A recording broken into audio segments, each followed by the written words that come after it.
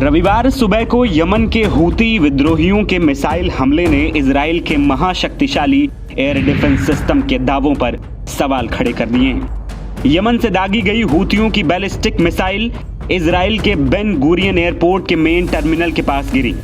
तेल अवीव स्थित Ben Gurion Israel का सबसे बड़ा और प्रमुख इंटरनेशनल एयरपोर्ट है। हूती विद्रोहियों का दावा है कि उन्होंने इजराइल एयर डिफेंस को भेज दिया।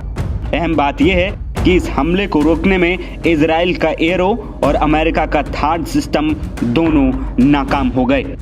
दरअसल इजराइल के पास मिसाइलों के हमलों को रोकने के लिए अपना स्वदेशी एयर डिफेंस सिस्टम एरो है, जिसे वो दुनिया का बेहतरीन हवाई सुरक्षा प्रणाली होने का दावा करता है। इसके अलावा अमेरिका ने अपना थाड मिसाइल डिफेंस सिस्टम भी इजराइल में तैनात कर रखा है। ऐसे में सवाल उठता है कि लगातार अमेरिकी हमले की मार झेलती रही हूती विद्रोही दुनिया के सबसे एडवांस मिसाइल डिफेंस को भेजने में कैसे कामयाब हो गए।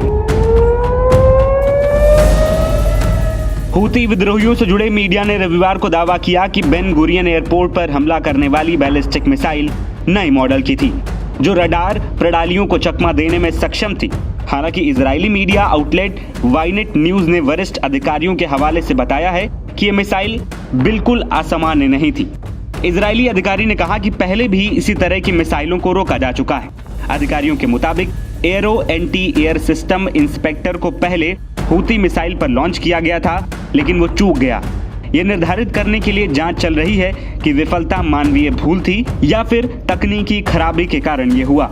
अधिकारियों ने जोर देकर कहा है कि लक्ष्य का ठीक से पता लगाया गया था। हवाई हमले की सायरन बजने से कई मिनट पहले IDF home front command alert कर दिया गया था।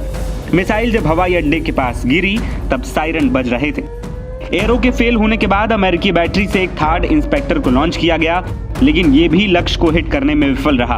वाइनेट की रिपोर्ट में बताया गया कि एरो सिस्टम की हवाई ऑब्जेक्ट को रोकने की दर थार्ड की तुलना में ज्यादा है, लेकिन दोनों में से कोई भी सिस्टम पूर्ण सुरक्षा यानी पूरी सुरक्षा प्रदान नहीं करता है। आपको बता दें कि हूती विद्रोहियों ने इजरायली हवाई अड्डे पर हमले की जिम्मेदारी ली है।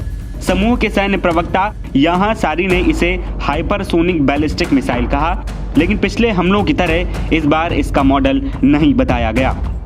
सारी ने कहा कि अमेरिका और इजरायली रक्षा प्रणाली बेन गुरियन हवाई अड्डे पर लक्षित मिसाइल को रोकने में विफल रही। हमले के कारण 3 मिलियन से ज्यादा जायोनी लोग आश्रयों में भाग गए और हवाई अड्डे का संचालन 1 घंटे से ज्यादा समय तक निलंबित रहा। हम फिर से अंतर्राष्ट्रीय एयरलाइनों को बेन गुरियन के लिए उड़ानें जारी रखने के खिलाफ चेतावनी देते हैं, ये सुरक्षित नहीं है।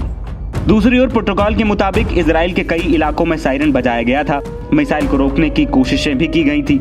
इस बीच हमले के बाद कई लोगों ने स्मार्टफोन से फिल्माए गए वीडियो सोशल मीडिया पर पोस्ट किए, जिनमें काले धुएं का गुबार नजर आया। इजरायली पुलिस कमांडर ने पत्रकारों को मिसाइल के प्रभाव से बना गड्ढा भी दिखाया। एयरपोर्ट अधिकारियों ने कहा कि मिसाइल टर्मिनल 3 पार्किंग स्थल के पास सड़क किनारे गिरी, कोई बड़ी क्षति नहीं हुई।